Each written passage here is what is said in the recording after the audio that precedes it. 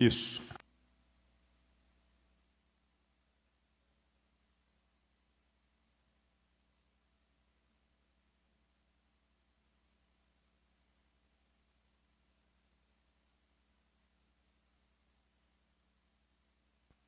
Bom dia, meus amados. Deus abençoe a cada irmão aqui presente. Deus abençoe a você que está nos acompanhando pelas redes sociais, Facebook da Igreja Batista do Bairro Novo Mundo. Deus abençoe a cada um de vocês. Uma manhã alegre, uma manhã maravilhosa, que vamos dedicar ao Senhor em adoração. Estamos nossa 11ª lição da Escola Bíblica Dominical, onde nós vamos falar da revista Compromisso.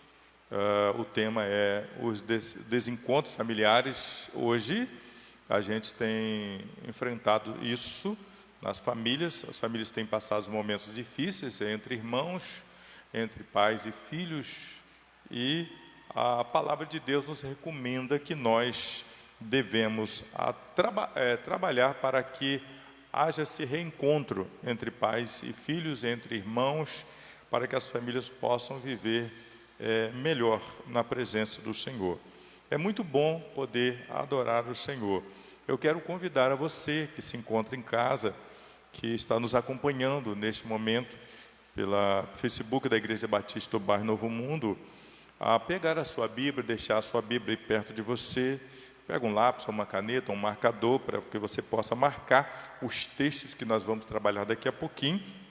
São 2 capítulos de Gênesis 37 e Gênesis 38, onde nós vamos falar de José e seus irmãos, quando eles tiveram ciúme do seu irmão e o jogaram dentro de uma cova e depois venderam para os ismaelitas, os descendentes de Ismael, e o outro filho de Abraão. E nós vamos falar também no capítulo 38, que foi o desvio de Judá, na qual ele casou com uma mulher cananeia. Poderia ter casado com uma daquelas dos seus parentesco, mas ele casou com uma cananeia. Teve 3 filhos, tá? Vamos contar a história daqui a pouquinho dos problemas que Judá enfrentou. Lá na frente, futuro, vamos dizer assim, depois desse tempo, Deus pôde restaurar, a tribo de Judá. Na separação, cada tribo recebeu o seu lugar para residir. Nós vamos chegar lá na frente, tá? No próximo encontro, que vai ser domingo que vem, e você vai conhecer. É bom que você esteja conosco todos os dias na Escola Bíblica Dominical, para que você possa conhecer a história de Gênesis, o começo de tudo. Nós vamos, nesse momento, cantar ao nosso Senhor com o hino do HCC, no hino 52, Grandioso és tu. Você conhece, você que está em casa, naturalmente já conhece essa canção, e eu quero convidar a você a cantar conosco nessa manhã, para glorificar e exaltar o nome do nosso bom e glorioso Deus. Senhor meu Deus, vamos cantar. Senhor meu Deus, quando eu maravilhado contempla a tua imensa criação, o céu e a terra, os vastos oceanos, fico a pensar em tua perfeição. Então minha alma canta a ti, Senhor, grandioso és tu, grandioso és tu. Então minha alma canta a ti, Senhor, grandioso és tu, grandioso és tu. Ao caminhar nas matas e florestas, escuta as aves todas a cantar, olhando os montes, vales e campinas, em tudo vejo teu poder sem par. Então minha alma canta a ti, Senhor, grandioso és tu, grandioso és tu. Então minha alma canta-te, Senhor. Grandioso és tu, grandioso és tu. Quando eu medito em teu amor tão grande, que ofereceu teu filho sobre altar, maravilhado, agradecido venho também a minha vida te ofertar. Então minha alma canta-te, Senhor. Grandioso és tu, grandioso és tu. Então minha alma canta-te, Senhor. Grandioso és tu, grandioso és tu. E quando enfim Jesus vier em glória ao lar celeste, então me transportar, adorarei prostrado e para sempre. Grandioso és tu, meu Deus, hei de cantar. Então minha alma canta-te, Senhor. Grandioso és tu, grandioso és tu. Então minha alma canta-te, Senhor. Grandioso és tu, grandioso és tu. Deus seja louvado. É muito bom poder cantar para o nosso Deus. A alma fica mais solta, mais alegre, e ainda mais nessa manhã, na qual dedicamos ao Senhor. Essa é a nossa escola bíblica dominical.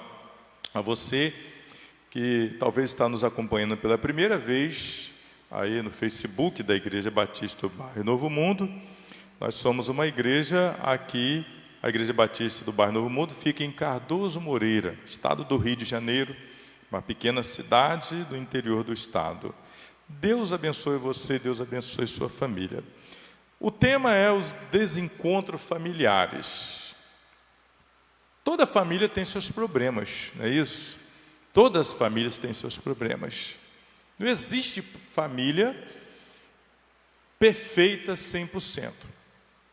Aliás, quando nós falamos de família perfeita, as pessoas acham que família perfeita, presta bem atenção no que eu vou dizer agora. As pessoas acham que família perfeita é aquela família que nunca erra. Pelo contrário, a família perfeita é aquela que erra. Porém, se conserta, está sempre se consertando.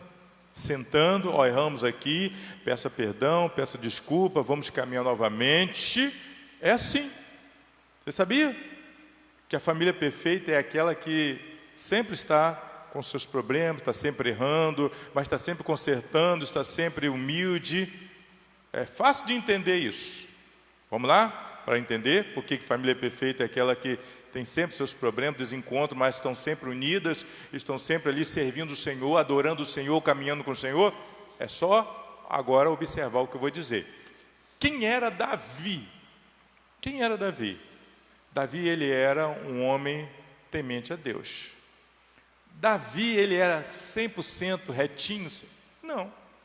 Davi, ele errou grandemente. Ele pegou a mulher do seu general, teve relações com ela, ela se engravidou, ele fez com que o general voltasse da guerra e entrasse dentro de casa e tivesse uma relação sexual com a sua mulher, para que ele pudesse dizer que o filho que ela estava esperando seria do general. Mas o anjo do Senhor impediu que o general entrasse de casa. Ele dormiu várias vezes na praça. E aí veio o emissário e falou para Davi: olha, o general está dormindo na praça, ele não entrou dentro de casa. Davi então zangou, mandou que levasse o general para a guerra e colocasse na linha de frente, que não era normal. O general sempre ficava resguardado, quem estava na frente eram os guerreiros. E mandou que colocasse para que ele morresse. Então Davi, além de adúltero, ele se tornou um homicida. Mas depois, Davi se arrependeu de ter feito aquilo. Só você ler o Salmo 51 que você vai ver a dor que Davi sentia no coração. Davi levava os dias todos, o tempo todo, reclamando: Senhor, manda com o espírito voluntário, me ajude, Senhor, não tire de mim a alegria da salvação, Senhor, minha alma está angustiada. E Davi estava arrependido. E o que a Bíblia nos diz? Que Davi foi o homem segundo o coração de Deus, porque ele errava, se arrependia, ele se lamentava e ele caminhava diante de Deus. Então, família perfeita é aquela que é temente a Deus, mas tem sempre os seus problemas. E a gente pode consertar os nossos problemas a cada dia. Toda família tem seus problemas, não importa, seja você um irmão, seja você um diácono, seja um pastor. Às vezes, as famílias pastorais são mais complicadas do que as famílias dos simples membros da igreja. Vocês sabiam disso? Quantos pastores estão tendo problemas com seus filhos e quantos pastores também são problemas, vivem fazendo coisas erradas? Quantos diáconos estão aí com nome de diáconos e andam totalmente errados? É verdade, não escapa um. Todos têm seus problemas. Tanto os pastores, como os diáconos, como os irmãos, liderança da igreja, todos têm seus problemas. Então, há muitos desencontros familiares. Mas a única forma de restaurar a nossa comunhão em família é servindo o Senhor. É servindo o Senhor. Quando a gente coloca a nossa vida diante do Senhor, nós somos capazes de viver uma vida melhor. A Bíblia vai nos mostrar os problemas das famílias. A Bíblia nos mostra, continua nos mostrando e vai nos mostrar ainda a cada dia os problemas das famílias. Homens negligenciando o seu dever de marido, mulher negligenciando o seu dever de mulher. A Bíblia vai nos mostrar isso lá na frente, como que Deus agia radicalmente contra essas pessoas. Mas quando o coração é arrependido, Deus olha com carinho, porque Deus ama as pessoas que ficam à sua disposição. Nós precisamos ter um coração sensível. Nós precisamos amar o Senhor de todo o coração. Nós precisamos viver diante de um Deus que Ele ama a família. Deus ama a família. Daqui uns dias, nós estamos agora no mês de março, passa o abril, nós vamos começar o mês da família, que é o mês de maio. E nós vamos trabalhar sobre todos os problemas familiares. Os oficiais da igreja, os membros da igreja, as famílias da nossa sociedade, estamos vivendo um caos em famílias. Os problemas são grandes nas famílias. Esse caso agora que surgiu no nosso mundo, não é só no Brasil, no mundo inteiro, o coronavírus, fez com que as famílias se separassem mais dos seus membros uns dos outros. Está havendo um individualismo tremendo. As pessoas já não querem mais servir o Senhor, as pessoas já não têm prazer de andar na presença de Deus. Muitos pararam de ler a Bíblia, de meditar na palavra de Deus. As doenças estão vindo, as doenças estão matando as pessoas, e as pessoas acham que isso é culpa de Deus. Deus não tem culpa nesse negócio. Foi o homem que procurou isso. Foi o homem que virou as costas para Deus. O ser humano virou as costas para o Senhor. Isso já aconteceu lá no tempo, lá já no Antigo Testamento, nos primórdios já aconteceu isso aí, na qual as pessoas se rebelaram contra Deus, reclamando do pão que Deus dava a cada dia. As pessoas queriam algo melhor, as pessoas queriam prazer. E Deus dava aquilo que era necessário, e as pessoas negligenciavam o amor de Deus. Problemas de família vamos ter. Ninguém vai escapar dos problemas, mas nós podemos vencer na presença de Deus. Se seu fardo é pesado na sua família, não vire as costas para o Senhor. Quanto tempo você está orando, pedindo a Deus uma bênção, e a bênção ainda não chegou? Você está orando 1 ano, 2 anos, 2 meses, 3 meses, uma semana, continua orando. Nesse período que você está orando, os problemas estão surgindo, são as doenças, é o cansaço físico e muitas outras coisas. Continua orando. Deus é um Deus que está nos vendo, é um Deus que está nos amando, é um Deus que nos ama. Abra sua Bíblia, naturalmente se encontra aberta aí, Gênesis capítulo 37. Nós vamos observar esse capítulo, tá? Que faz parte da lição de número 11, os desencontros familiares. Temos aí, a primeira parte, nós vamos observar, José é vendido por seus irmãos. Capítulo 37, diz aí o versículo 1, que Jacó habitava na terra das peregrinações do seu pai, que era Canaã. Tá? Canaã sempre fez parte do povo de Deus, depois se tornou a Canaã celeste, mas era a Canaã onde havia muita idolatria. Deus havia separado aquele território, já havia o projeto de Deus para aquela terra, para o seu povo, mas o povo não andou bem com o Senhor então guardou aquela terra, mas foi invadida pelos perversos, tá? E depois, anos depois, Deus começa a avançar sobre aquele território, e apanhar aquele território, e cuidar daquele território, para que o seu povo pudesse habitar ali. O versículo 2 diz que estas são as gerações de Jacó. José tinha 16 anos de idade, estava com seus irmãos, apacentando os rebanhos. Sendo ainda muito jovem, andava com os filhos de Bila e os filhos de Zilpa, mulher de seu pai. E José trazia a seu pai notícias a respeito de seus irmãos. José era uma pessoa maravilhosa, tá? Mas José, ele tinha um problema. O problema de José era que José, ele contava tudo o que acontecia com seus irmãos, tá? Se os irmãos faziam as coisas erradas, ele contava aos seus pais, e ele então passou a ser aquela pessoa, tipo, que se fala aí no mundo, dedo duro.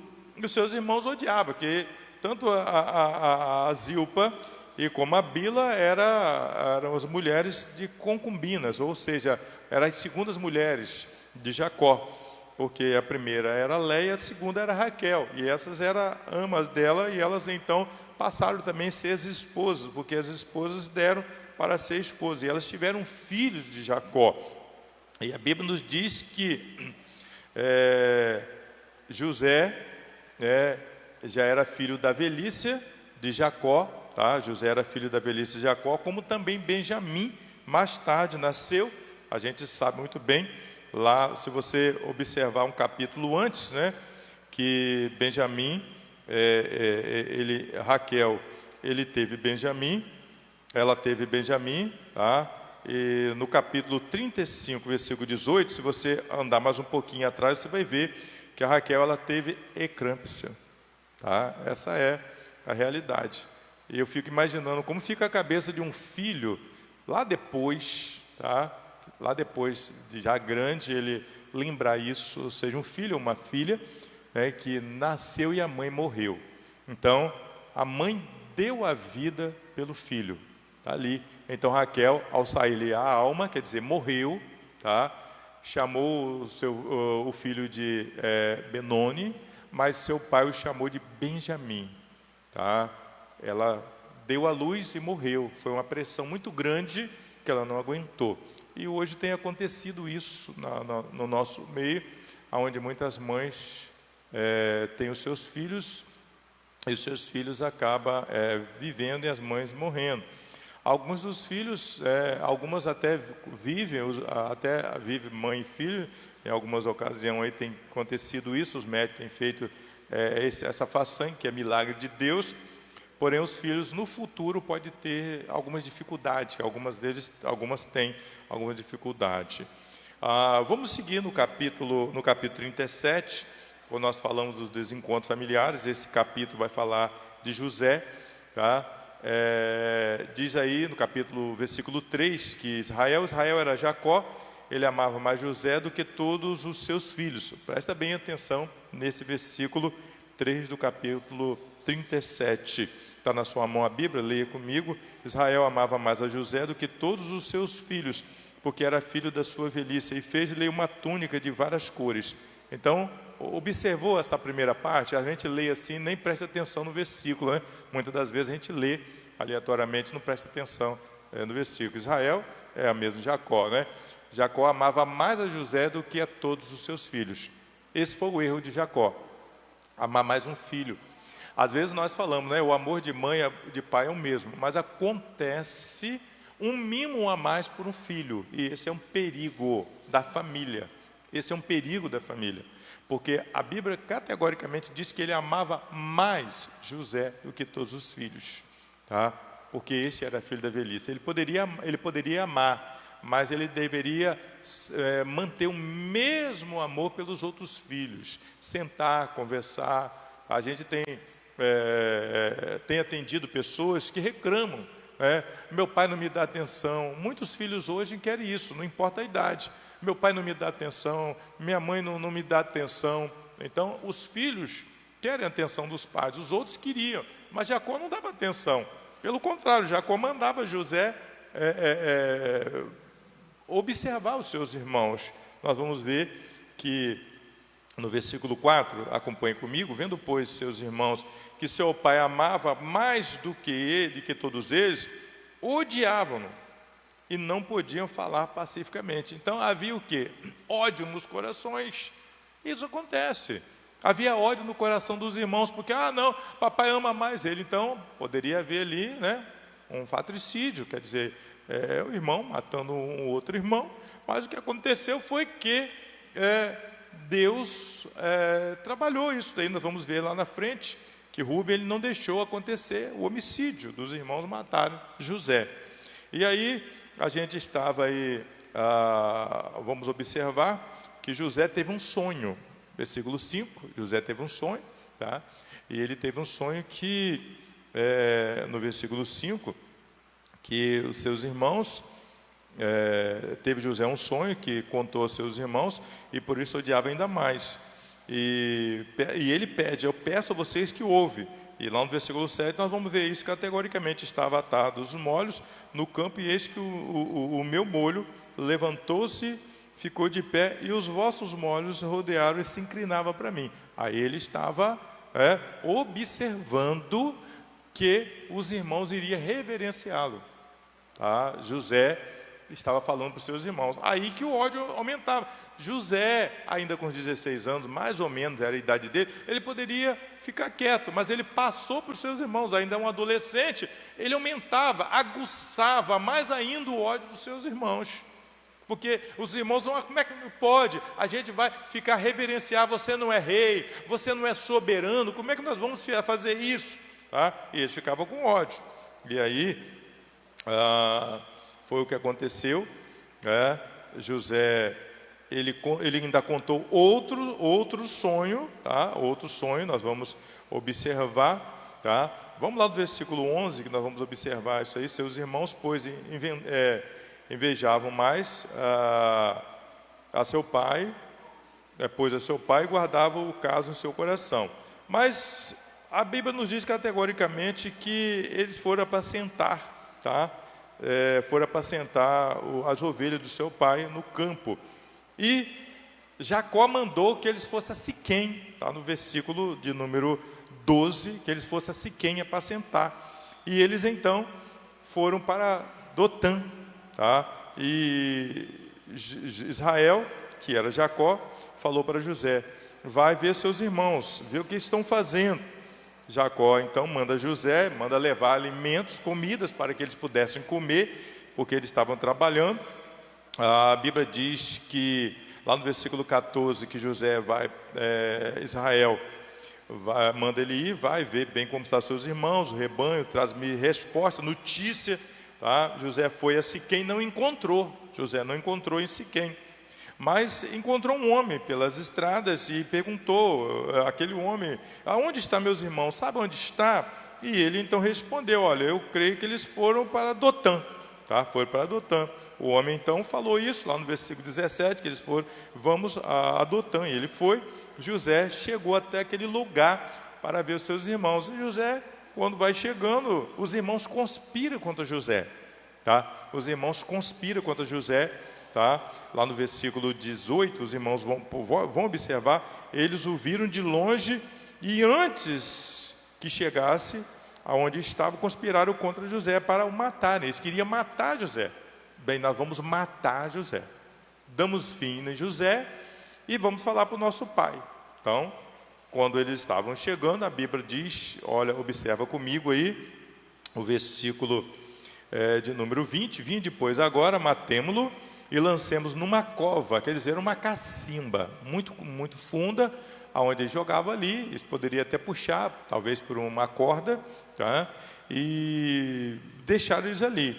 Tá? Então, vim depois, matemos, lançamos numa cova, e diremos, uma besta fera matou e devorou o nosso irmão. Mas Rúben era o irmão mais velho, era o filho da Leia, foi o primeiro filho. E aí Rúben disse o seguinte: não, para lá, não vamos matar nosso irmão, tá? Não vamos fazer isso. Está no versículo 21. Ele diz: não, livrou das mãos deles, dizendo: não lhe tiremos a vida. Também disse Rúben, versículo 22, não derrame sangue, lança-o na cova, que está no deserto, e não lanceis mão dele. Disse isso para depois livrar, a fim de levar o seu irmão para quem? Para o seu pai. Ele queria livrar o seu irmão e depois tirar ele dali, que ele escapulisse, corresse para o seu pai para não morrer. Rúben, nesse inteirinho, Rúben então ele sai por ali, naturalmente, para tomar um afresco, alguma coisa assim. E aí os irmãos decidiu desfazer de José. Eles queriam matar, tá? Mas a Bíblia diz que eles lançaram na cova, deixaram ali naquela cova vazia, não tinha água. Mas Judá, lá no versículo 26, vocês vão observar, e seus irmãos disseram: o que aproveita matar o nosso irmão? O que aproveita matar? Diz lá no versículo 26, e encobrir o seu sangue. Vinde, vendemos aos ismaelitas. Lá no versículo 27, eles avistaram uma caravana de ismaelitas. Quem eram os ismaelitas? Ismaelita era descendente de Ismael. Tá? Ismael era o primeiro filho de Abraão, que nasceu da serva de Sara, Agar. Então, nasceu o Ismael, e aí criou os ismaelitas, os ismaelitas, era descendente. E aí, vendemos, lá no versículo 27, a esses ismaelitas, e não seja a nossa mão sobre ele, porque é o nosso irmão, nossa carne, e escutaram os seus irmãos. Tá? Isso aí foi a ideia de Judá, para não matar, mas vender, ganhar um dinheiro pelo seu irmão. José era muito jovem, forte, um rapaz vistoso, e então os ismaelitas compraram, pagaram, no versículo 28, veio aí 25 siclos de prata aos ismaelitas, os quais levaram para o Egito. José foi vendido. Quando José chega no Egito, a gente vai observar depois, lá na frente, que Potifar, quando olhou para lá, esse aqui serve para ficar na minha casa. E aí Potifar compra José. Tá? Mas ainda voltando mais um pouquinho, lá no versículo 28, o Rúben volta à cova, e eis que José não estava na cova, pelo que rasgou as suas vestes. Naturalmente, ele ficou também vendido na história. Mataram meu irmão foi morto. Tá? E José havia sido vendido para os ismaelitas. A Bíblia nos diz que quando eles chegaram, versículo 35 e 36, acompanhem comigo, levantaram todos os filhos e todas as suas filhas para o consolar quem? Consolar Jacó. Jacó chorou muito quando viu a túnica suja de sangue. Vocês vão ver isso no versículo 33, quando a túnica né, do meu filho, está aí a palavra, uma besta fera o devorou, e certamente José foi despedaçado, foi a palavra de Jacó, e foi despedaçado. Jacó chorou muito, ele não queria ser consolado, ele rasgou as suas vestes, chorou copiosamente pela morte do seu filho, o caçula, que depois veio antes do caçula, né, que foi o José, que depois o Benjamim, que era o caçula, mas José estava quase no lugar do caçula. Mas aí a Bíblia nos diz categoricamente, né, claramente, que os midianitas venderam José no Egito, versículo 36, para quem? Para o capitão da guarda, que foi Potifar. Potifar pagou por aquele jovem, muito bonito, tá, vistoso, e ele foi parar no Egito e passou a ser servo de Potifar. A história daqui para frente, de José na casa de Potifar, nós vamos acompanhar no próximo domingo, tá? Agora nós vamos ao versículo 38, próximo domingo nós vamos acompanhar a partir do versículo 39, tá? De José na casa de Potifar. Mas agora nós observamos aqui nessa história que havia desunião entre os irmãos.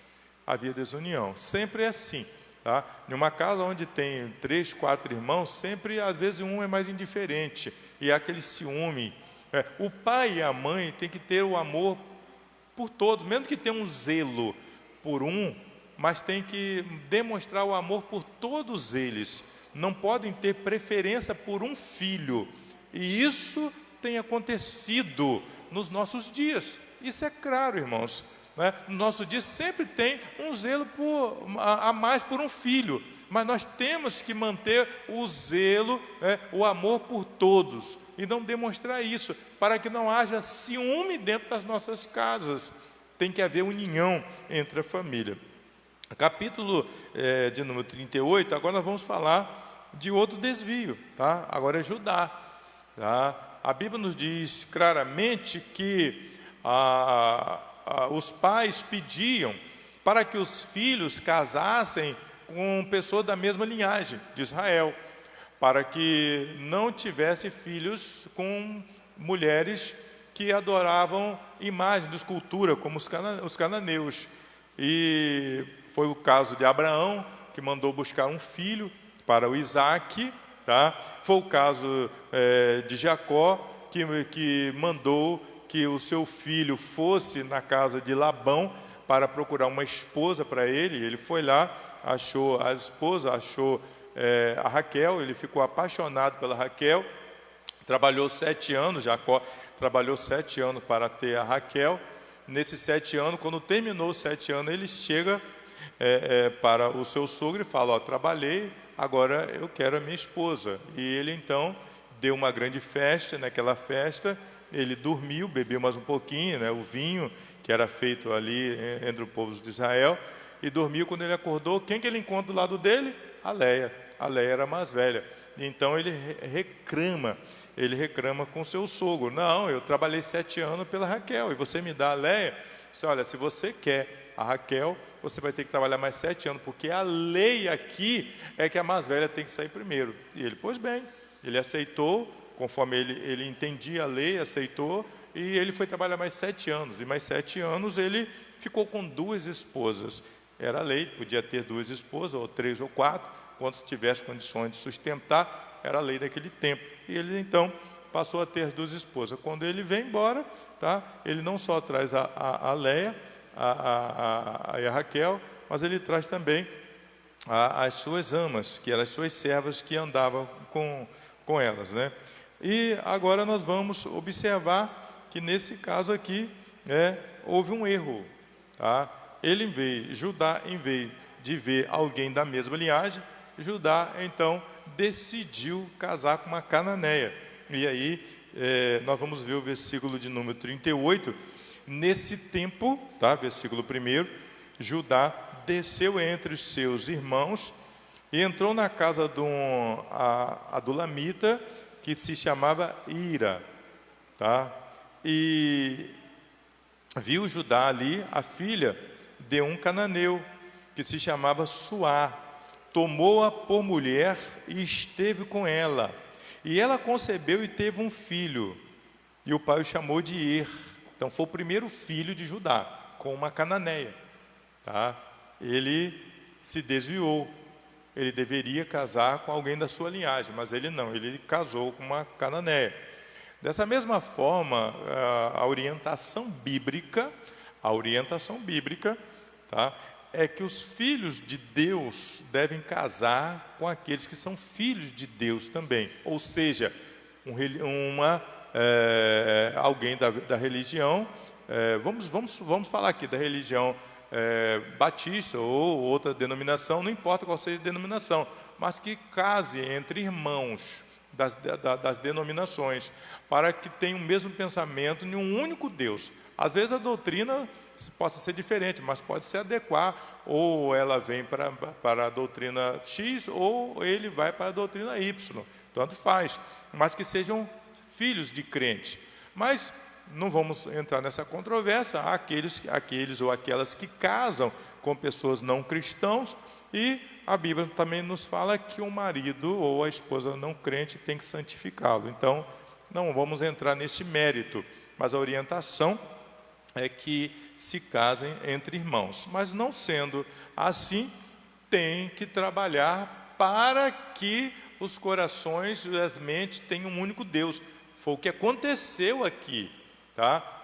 Ele casou com uma não crente, errou, mas Deus deu-lhe uma chance dele poder trabalhar a mente da sua esposa e dos seus filhos. E isso não aconteceu. Esse é o perigo de casar com uma pessoa não crente e não seguir a orientação bíblica. Então, vamos observar aqui que o primeiro filho foi Er, tá? Er, tá aí, versículo 3. E tornou ela ter outro filho e o chamou de Onã, tá? Versículo 4 do capítulo 38, Onã. E teve um terceiro filho e chamou de Selá. E estava Judá em Quezibe, tá? Quando ela o teve.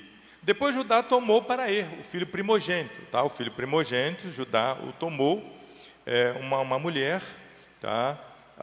Vamos observar o versículo de número 5, tá? Ele esteve lá, estava em Quezá, e versículo de número 6, Judá tomou para Er, o seu primogênito, uma mulher, por nome de Tamar.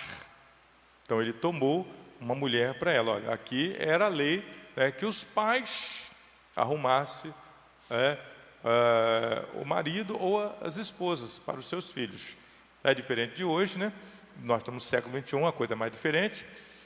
E é claro que é uma pitada assim do sentimento, né? do apoio do pai e da mãe, mas hoje são os filhos que procuram, os seus próprios cônjuges. E aqui a Bíblia nos diz que Judá tomou para Er, o seu primogênito, uma mulher chamada Tamar. Mas aí houve um problema. Os filhos os filhos de Judá não eram os bons filhos, eles eram rebeldes. Veja o que a rebeldia faz na vida de uma pessoa que não serve a Deus, tá? Observa comigo aí a palavra de Deus, tá? Ora, versículo 7, o primogênito de Judá era mau aos olhos do Senhor, pelo que o Senhor o matou. O Senhor o matou. Versículo, tá? Você vai observar no versículo 7, está aí na sua mão. O Senhor o matou, porque ele era mau, tá? Ele não prestou. Então há muitos filhos, claro que não estou dizendo isso para os dias de hoje, tá? Deus, ele é maravilhoso, não tem isso para os dias de hoje. Mas a Bíblia é tão clara em nos dizer que o Senhor matou. Agora imagina a maldade que esse rapaz fazia. Como ele era tão mau. Ele não seguiu os princípios do pai, porque Judá, ele era muito cristão. Judá era um dos filhos de Jacó. E foi da tribo de Judá que saiu Jesus. Foi da tribo de Judá que veio Davi e depois veio Jesus. Então, esse filho mais velho de Judá deveria seguir os princípios do seu pai. No século XXI, nós falamos os princípios bíblicos. E ele não seguiu. A Bíblia diz que ele era mau. Isso não é diferente, irmãos. Hoje, no século 21, nós temos filhos de crentes que são maus. Temos filhos de crentes que estão presos, estão nas cadeias públicas. Nós temos filhos de crente hoje que dominam as facções criminosas aí, nesse século 21. Então, a Bíblia diz aqui que o Senhor matou. Vamos seguir mais um pouquinho, no versículo 8. Então, disse Judá a Onã, tá? Disse Judá a Onã: toma a mulher do teu irmão, e cumprindo-lhe o dever, e cumpre-lhe o dever de cunhado, suscita descendência do teu irmão. Por quê?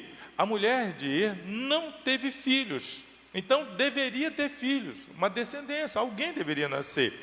E Onã, versículo 9, porém sabia que tal descendência não havia de ser para ele, de modo que todas as vezes que unia a mulher do seu irmão, derramava o sêmen no chão para não dar descendência a seu irmão. Quer dizer, ele fazia a coisa totalmente errada. Ele não cumpriu o dever de marido, porque a Bíblia nos diz categoricamente que deveria o filho, se aquele morreu, o cunhado deveria casar com aquela que ficou viúva para suscitar um descendente, deixar uma semente. E ele, não, vou deixar nome para o meu irmão. Ele não cumpriu o dever de marido. Então, ele cometeu um pecado. Hoje, se nós observarmos, nós temos muitas famílias que não estão cumprindo o dever. O marido não cumpre o dever de marido, a mulher não cumpre o dever de mulher, estão vivendo totalmente errado e Deus não está satisfeito com isso. Problemas podem surgir depois, piores, na vida do casal que não estão cumprindo o dever de mulher e de marido, tá? Então, precisa cumprir o dever. E sabe o que a Bíblia nos diz? Vamos observar isso aí. Versículo 10. O que Onã fazia era mal aos olhos do Senhor, pelo que o Senhor matou ele também. Está aí, você pode ver no versículo 10. O Senhor matou ele também. Por que o Senhor matou? Porque ele não cumpriu o dever de marido. Ele errou. Tá? Ele errou. Ele não deveria fazer aquilo que era mal aos olhos do Senhor. Bem, agora nós vamos observar que Judá ele tinha um filho mais novo. E era Selá. E esse filho mais novo, está aí no versículo 11, deveria agora trazer sua descendência. Aí diz a Bíblia que disse Judá a Tamar, sua nora: conserva-te viúva em casa do teu pai, até que Selá, meu filho, venha a ser homem, porque ele era uma criancinha, tá? Porquanto disse ele, para que porventura não morra também este com seus irmãos. Assim lhe foi Tamar e morou com seu pai. Mas aqui houve um esquema, armaram um esquema, porque Judá, ele perspicazmente, ele observou que Selá poderia morrer também, porque ele perdeu um filho, perdeu o segundo, foi perca mesmo, tá? Ele perdeu os 2 filhos, ele ficou com medo de perder o terceiro, ficou com medo do terceiro fazer conforme os outros 2, ser mau aos olhos do Senhor, conforme era mau aos olhos do Senhor. E aí, a Bíblia nos diz, tá? No versículo 12, vamos seguir aí devagar para a gente conhecer.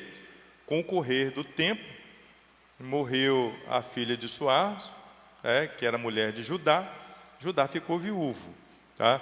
Depois, consolado, Judá subiu a Timnate para ir ter com os seus tosqueadores de suas ovelhas, e ele, Ira, seu amigo, o adulamita, e deram um aviso a Tamar, dizendo: armaram esse esquema aí, tá bom? Eis que o seu sogro sobe a Timnate para tosquear suas ovelhas. Então ela se tirou todo o vestido, versículo 14, ela tirou toda a roupa da viuvez, se cobriu de prostituta.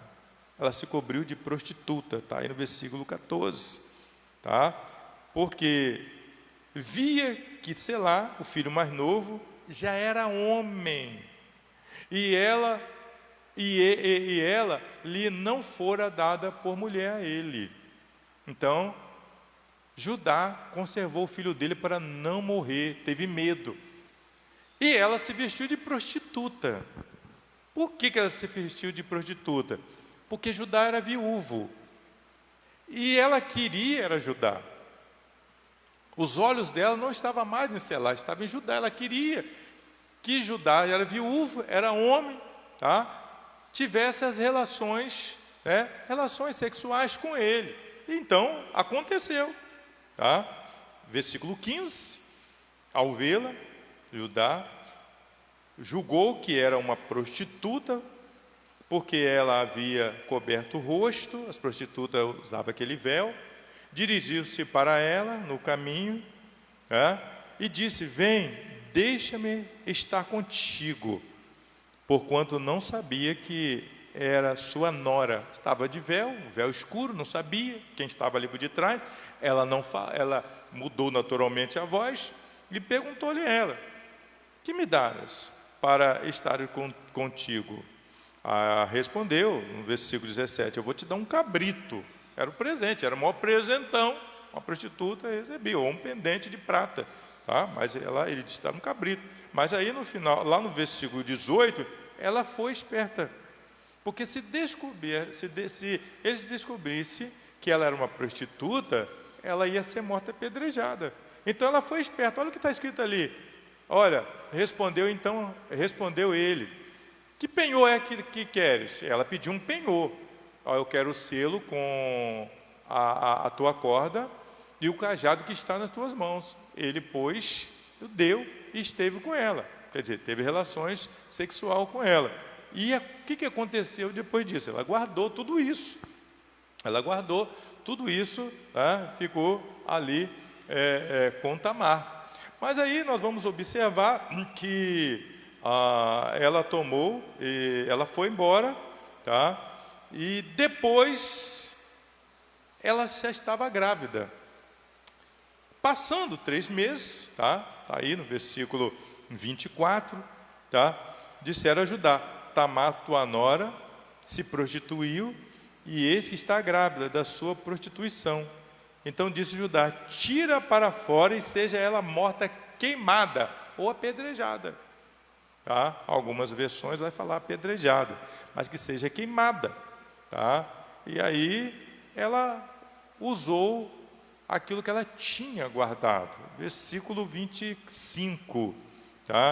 Quando ela estava sendo tirada para fora, mandou dizer ao seu sogro: do homem a quem pertencem essas coisas eu concebi. Que coisas são essas? O selo e o cordão.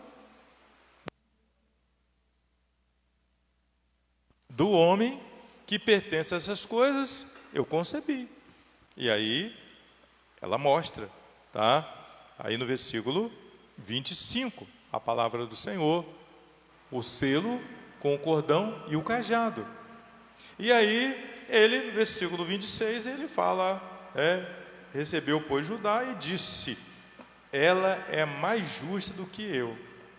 Ele errou por tomar a mulher da prostituição. Por que ele também, mais uma vez, ele não procura alguém do povo de Deus? Ele achou que tomava a mulher da prostituição. Observamos também 2 coisas nesse encontro aí. Judá se tornou no futuro a tribo de Israel. Ele foi tomar uma mulher da prostituição, porque ela se vestiu de prostituta. Lá no futuro, nós vamos observar nos estudos, nós vamos ter lá na frente, que Israel também se prostituiu a outros deuses, adorando a outros deuses. Não é diferente nos nossos dias. Há muitos irmãos, membros das nossas igrejas, que deixaram de servir as igrejas, nas igrejas evangélicas, e estão adorando imagem. Mesmo alguns que estão dentro das nossas igrejas também adoram imagem. Não respeitam a religião do outro, mas estão apostatando da fé. E foi o que aconteceu aqui com Judá. Judá fracassou a 2ª vez. E ele aqui aprendeu a lição com a incredulidade da Tamar, sua nora. Agora, a Bíblia nos diz, lá no versículo 29 e 30, observa aí na sua Bíblia, tá? 27, tá? Sucedeu que, ao tempo de ela dar à luz, havia gêmeos em seu ventre. Gêmeos. E aí no versículo 29, lá na parte final, chamou Pérez e o segundo Zerá. Então está aí, tá? Pérez e Zerá, está aí os filhos de Judá, da qual ele, na sua mente, era o filho da prostituição. Vamos caminhar para o finalzinho na sua revista, onde nós falamos dos desencontros familiares. É bom você observar comigo na página de número 50.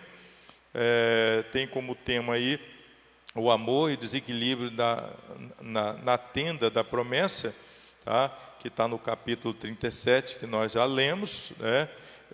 Amor e desequilíbrio na tenda da promessa. E aí, o que suscita disso daí? É o ódio, é o rancor, é o ciúme, tá? E também a prepotência de José. José, ele mesmo sendo jovem, tendo preparado pelo Senhor para que ele pudesse adivinhar, é claro que ele mostrou isso aí claramente, tá? Que os irmãos iriam curvar para ele. Isso tudo vai nos mostrar que quando ele disse que o molho dele ficou de pé e os outros 11 molhos ficavam curvando perante ele, é que os 11 molhos primeiro iria curvar diante dele lá no Egito.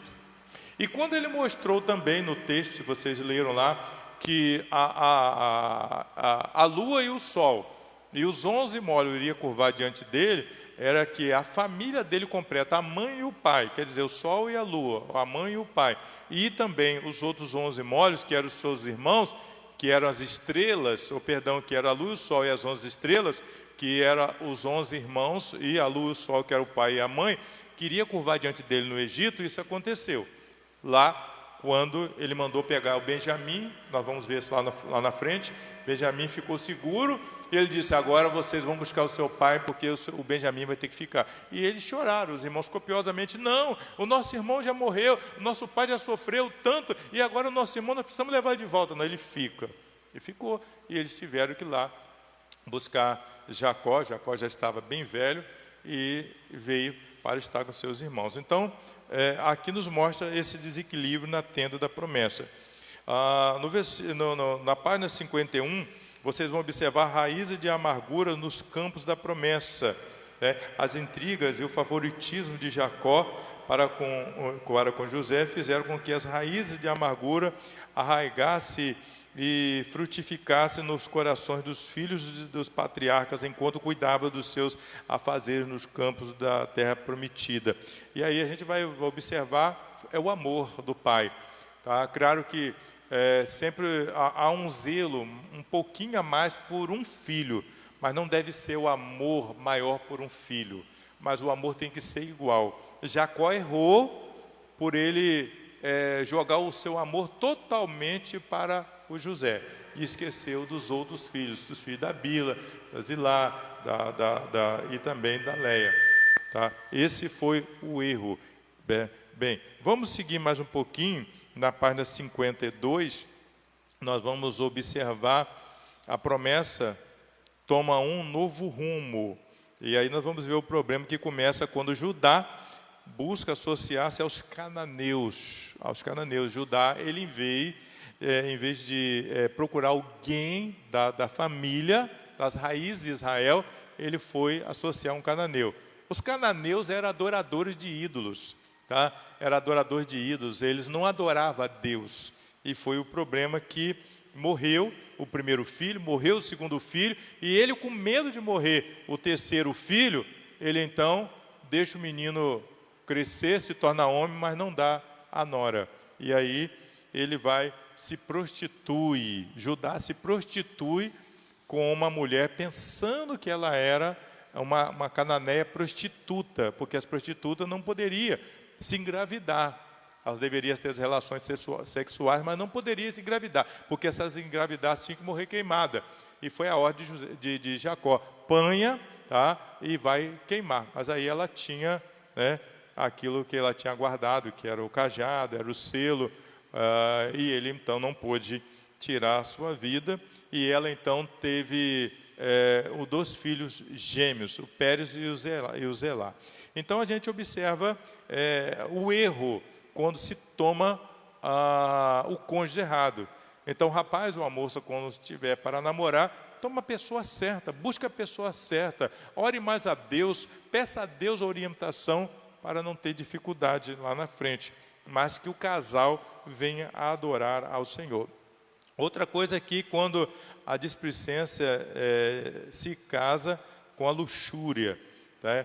Tamar se sentia injustiçada pelo sogro, pois ainda era bem moça, sem filhos, talvez esperasse que o sogro a tomasse para si, mas ele não tomou, ele deu um filho, depois segurou o outro, aí nasceu o Pérez e Zerá, tá? Que foram os filhos. Mas agora a aplicação para a vida. Embora fosse José objeto de extremo apreço e presentes especiais, a atitude de se porta como alcoviteiro, vigiando aos irmãos, trazendo ao pai notícias que ele não deveria fazer isso. Ele deveria até, talvez José aumentasse um pouquinho o que estava acontecendo. Então José, ele trazia aquilo na íntegra, porque ele era muito justo, né? Então suscitou aqueles problemas ali. Mas eu penso que tudo era propósito de Deus. Deus tinha propósito em tudo aquilo ali. E José, depois nós vamos ver lá na última lição, que José se tornou o Salvador. José se tornou o Messias. Tá? Messias significa Salvador. Ele se tornou o Messias, o Salvador do seu povo, por causa da fome que estava acontecendo na terra. E o único lugar que eles poderiam ficar era o Egito. O Egito sempre foi o lugar que Deus guardava para levar o seu povo. Sempre foi o Egito. O Egito foi o refúgio de Jesus, tá? O Egito foi o refúgio de José. Abraão andou pelo Egito. Então, o Egito, ele faz parte da história do povo de Deus. Então, Deus, ele preservou essa cidade, esse lugar, esse país, para que os cristãos pudessem, o povo de Deus pudesse ser cuidado ali. Mas voltemos aí o tema, e vamos terminar falando sobre o desencontro familiares. Você está tendo problemas, você que está nos acompanhando pela Facebook da igreja, você está tendo algum problema em casa, então é o momento de você conhecer a história de José. E não perca, a história não para por aqui. Domingo que vem nós temos a penúltima parte e a última parte no outro domingo, o último domingo de março. E você vai ver o quanto Deus é zeloso pelas famílias. Deus ama as famílias, Deus quer o melhor para a família, Deus quer a sua família na presença dEle. Deus ama você. Então é importante, meus amados, viver em família, cumprir o papel de marido, cumprir o papel de mulher, de esposa, de marido e cumprir o papel de filhos. Vocês que estão nos acompanhando, vocês que são os filhos, devem ser bons filhos, cuidar dos seus pais mesmo na velhice, cuidar dos irmãos, um irmão cuidando do outro, ver necessidade de um do outro, ajudar naquilo que for preciso, não importa se vai ter despesas financeiras ou despesas materiais, mas que amem com o amor de Deus. A família precisa viver em harmonia. E que Deus nos abençoe. Domingo que vem, o nosso tema para domingo que vem, Deus dá a vitória ao homem de fé. Deus dá a vitória ao homem de fé. Quer ter uma vida justa, quer ter uma vida tranquila, quer vencer os percalços desta vida, fique diante de Deus. Fique diante de Deus. Não reclame.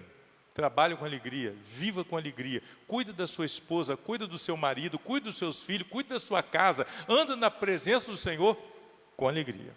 E que Deus Todo-Poderoso, maravilhoso, nos abençoe. Amém? Vamos orar. Bendito Deus, eterno, glorioso Pai, obrigado por essa manhã, obrigado pelo Teu Espírito, obrigado por essa lição maravilhosa. Ó Deus, que as famílias possam viver na presença do Senhor com alegria, lendo, meditando, comendo, bebendo da Tua palavra, a Bíblia Sagrada. Obrigado pela lição preciosa aos nossos corações. Nós te agradecemos em nome de Jesus. Amém. Deus abençoe a cada um de nós. Amém.